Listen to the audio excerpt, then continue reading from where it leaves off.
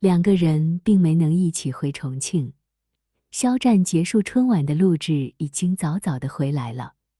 王一博结束手中的工作，到达重庆是在2020年的第3天。重庆机场的降机坪，王一博每走一步，心里的忐忑便多了一分，比自己第一次上台表演时还要紧张。他想象不到自己要如何表现得成熟沉稳，才能让自己在和肖战父母摊牌时底气足一些。脑子里乱乱糟糟，王一博还从来没有这样不自信的时候。出口处一道熟悉的单薄身影闪入眼中，肖战遮捂得严严实实，帽子压得很低，口罩挡住了他的大半张脸，唯有露出来的那双会说话的眼睛，明亮耀人，顾盼生辉，双手举得高高的向自己挥舞，就像是期盼等待了很久自己的爱人。王一博紧张的心一下子放松了下来，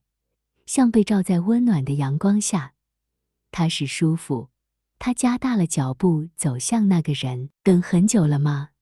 今天不用拍摄。王一博虽然报给了肖战自己的航班号，却没有想到他会自己来接机。毕竟这次回重庆，肖战也有他的拍摄任务，特意空出来的时间呀。肖战的语气雀跃，眨着明亮的眼睛，心也在胸腔里狂跳。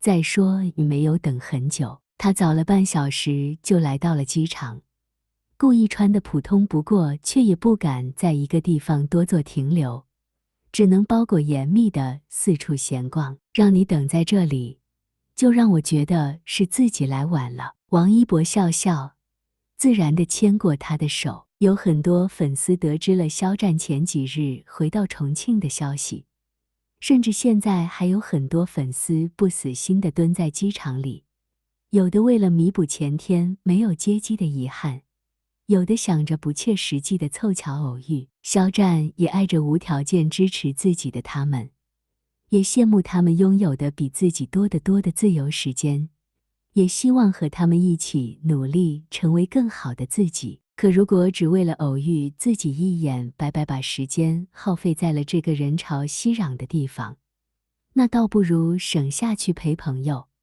陪家人，陪爱人。肖战看着织着横幅呆坐在角落里的那群小姑娘，无奈地摇了摇头，觉得他们把时间浪费在这种无用的等待上可真是不值。可当肖战看到王一博从远处缓缓走过来的那一刻，他心里想起了一句话：等待真的是个很迷人的词。如果是你，我不在意等多久，不惧怕前方多少险阻，哪怕好奇一生，只要你出现了，我眼里的光就亮了。如果是你，我就算知道面临千难万险，也一定跋山涉水都要走到你面前，因为我知道你在等我。趁着来往的人群的目光没有在自己和肖战两个养蜂人身上多做停留，王一博扯着肖战的手飞奔出了机场。一博，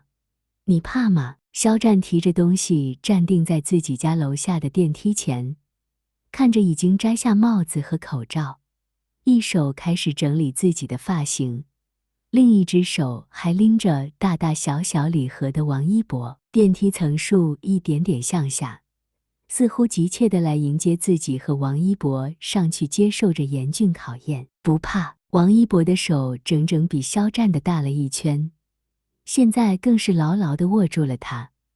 转过头看着肖战，眼神清澈：你也不要怕。纵然这么说，肖战却察觉到王一博因为紧张而发涩的嗓音，不忍失笑道：我不怕。那一会儿场面就交给你控制了。肖战倒想看看这个狗崽崽硬撑到什么时候，明明就是紧张的，却还嘴硬的安慰起自己来。都交给我，到时你不许插嘴。王一博的嗓子发紧，但语气却很坚定。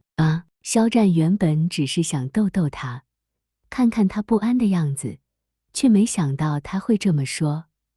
这次可是要摊牌的爱，我不插嘴怎么说？你只需要待在我身边就好，什么都由我来说。王一博侧过头，对着肖战一笑，说得极为认真。叮，电梯门应声而开，王一博先一步拉着肖战走了进去，钥匙缓缓插入锁芯，肖战的手有些发抖，还未等将门旋开，里面笑妈清脆的声音便传了来：“小战回来了。”看到和自己儿子并肩站在一起的那个男孩子的时候，笑妈表情微微一愣，没不久就识得了眼前的客人。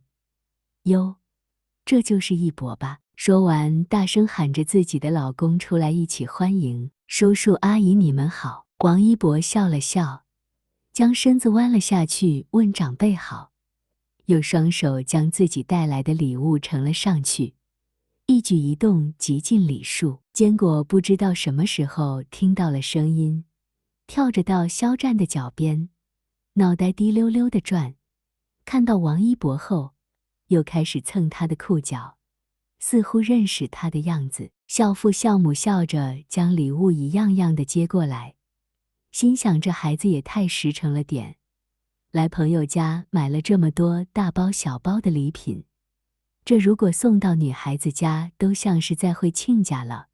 嘴里说着：“哎呦，你这孩子，你和肖战是好朋友，来家里不用这么客气的。”就是，孩子啊，你不要这么见外。爸妈，一博这几天没有工作，是专门过来看你们的，你们要不要先坐下啊？肖战抱起了坚果，看着被爸妈热情的一左一右的拉扯住的王一博，忍不住开口：“对，快让一博坐下。老肖，你看看人家一博可真是懂事啊，哪像你儿子一年到头才回趟家。哎呀，孩子也是忙啊。”孝父拉着王一博坐到了沙发上。此刻的肖战并没有心思像往常一样去向自己的妈妈撒娇，去消散他心中的不满。他坐在王一博身边，手心全都是汗，不知道王一博什么时候就会语出惊人，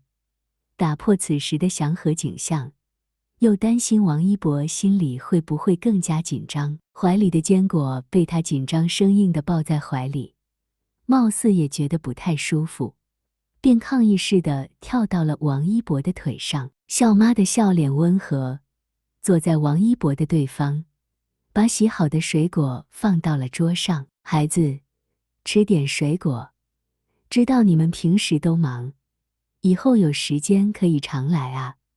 今天留在这里，晚上阿姨做饭给你吃。王一博笑着说：“好。”王一博用手指轻轻理着坚果背上的毛，看着平时肖战嘴里的小粘人精，舒服地闭上了眼睛。回过头看着明明是在自己家，却比自己还要拘谨的肖战，王一博不禁地勾起了嘴角。紧张不安的忐忑气氛一直延伸到了晚饭期间。饭桌上，作为客人的王一博，碗里的菜被其他3个人夹得满满当当，中年夫妻一脸笑意，旁边的肖战却是藏不住的忧虑。王一博笑着开口：“战哥做饭那么好吃，一定是和阿姨学的吧？”肖战抬眼看他：“不过我有的那也是自学成才。”王一博挑眉：“娃我，要不怎么说战哥厉害呢？照这么发展，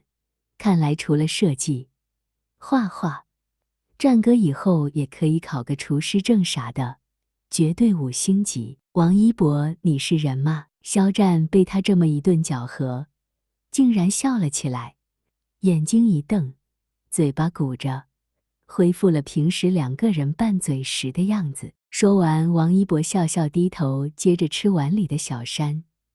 你看，肖战还是笑着好看。孝母对着肖战说：“你看看你，一点哥哥的样子都没有。这以后你结婚要是也还这么孩子气，人家姑娘可怎么受得了？”一句话说完，王一博和肖战脸上的笑容瞬间冷却，两双手在桌下用力相扣。在孝父孝母的两脸愕然间，王一博和肖战抬起了头，坚定地开口：“叔叔阿姨，我有件事想和你们说。爸妈，我有话要说。”